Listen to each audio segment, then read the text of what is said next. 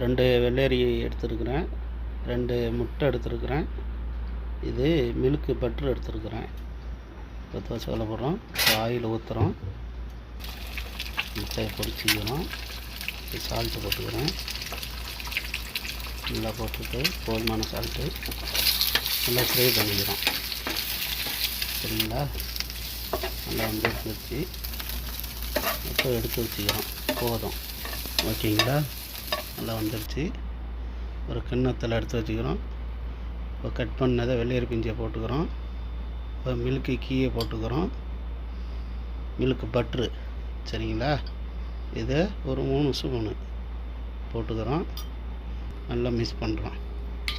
நல்லா கலக்கிட்டு நம்ம ப்ரெட்டில் எடுத்து வைக்கிறோம். சரிங்களா? இதுக்கு தேவையான சால்ட்டு போட்டுக்கிறோம்.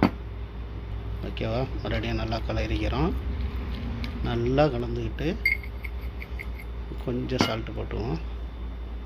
இது பட்டர் எடுத்து தோசை உள்ள வைக்கிறோம் லைட்டாக. இப்போ நம்ம இதை ரெடி பண்ணிப்போம். ஓகே,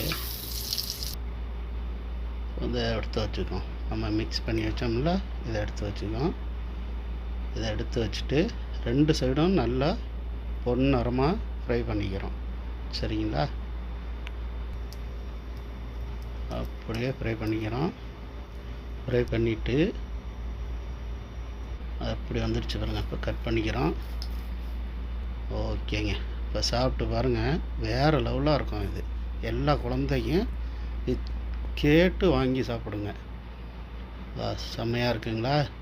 சாப்பிட்டு பார்க்குறேன். வா, சூப்பருங்க, வேறு லெவலு. உங்கள் குழந்தைக்கு செஞ்சு